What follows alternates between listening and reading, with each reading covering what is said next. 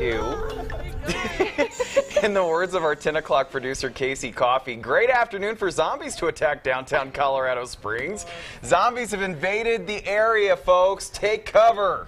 This was actually the 5th annual and final spring zombie pub crawl. It started as they gathered at Acacia Park. Later on, the zombies toured various bars and restaurants downtown, I'm sure scaring plenty of folks across the area. I didn't think that zombies would want to eat our food. Like, you know, you see in Walking Dead, they're always, you know, fair point.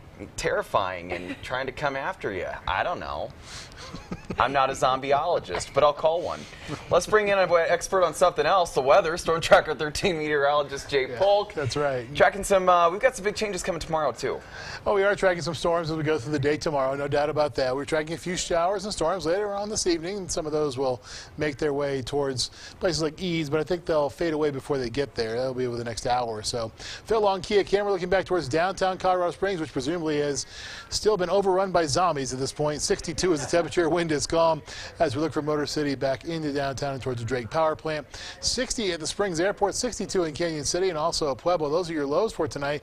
Lower to middle 60s out in the Plains, 61 at Walsenburg, 60 in Trinidad, 42 at Leadville. Break out the jackets there tomorrow morning. Bend County Courthouse in Los Animas, Highway 50 and Highway 101. We've seen a couple of lightning strokes in this camera as well. 72 degrees is the temperature. Winds out of the west-southwest at 10.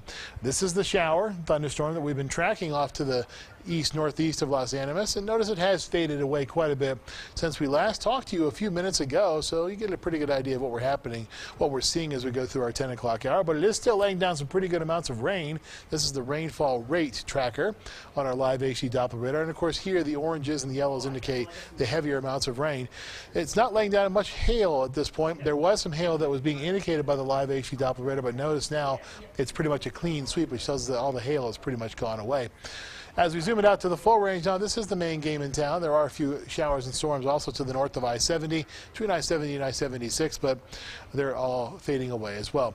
Skyscan satellite and radar, again, as we talked about, this is pretty much the only thunderstorm that we're tracking at this point, and even it is beginning to fade away, but there will be possibilities for more storms as we go through the overnight, mainly in far eastern portions of the state into western Kansas.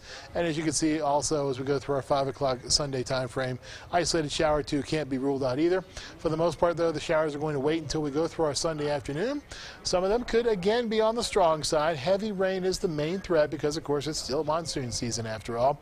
And we are going to see possibilities for some gusty winds and small hail as well. South of I-70, west of I-25 is where the bulk of the storms will be. Some of them will spill their way across the interstate, though, as we go through our Sunday evening. Skycast precipitation. Notice that there will be some to deal with, especially in the eastern plains as we go through tomorrow morning. You can see what happens as we look at our precipitation predictor. Light totals in the Pikes Peak region and also in the Pueblo region as we go through the next several hours. Possibility for an isolated shower is what we're talking about as we go through the next couple of hours, just after midnight tonight.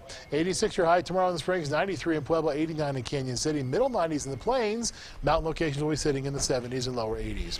7-day forecast, rest of the 7-day forecast is calling for temperatures to be sitting in the 80s across the board. There will be that chance for showers and storms for a few days, and then it dries out until the end of the forecast where that small chance for rain comes back into the picture. Pueblo, you'll be sitting in the lower to middle 90s across the board. Hottest day will be on Wednesday. As the rain chances go down, the temperatures are going to go up. Canyon City, we're sitting in the mid to upper 80s, lower 90s by Wednesday. That lasts through Thursday and into next weekend as well, with a small chance for thunderstorms next Saturday. Teller County, it's mid to upper 70s for you. Lows are going to be sitting in the upper 40s to right around 50. Not a bad forecast for us. Pretty standard stuff. Even on Wednesday, Thursday, and Friday, possibility for showers and storms in the mountains is pretty small. Well, that and I mean, it's just getting cooler and I don't know. It will get cooler, I guess. It's getting darker is what I meant to say. Getting darker at night. That's right. We've lost quite a bit of daylight during the month of July. Already. I'm not ready for summer to be over. Jay, thanks.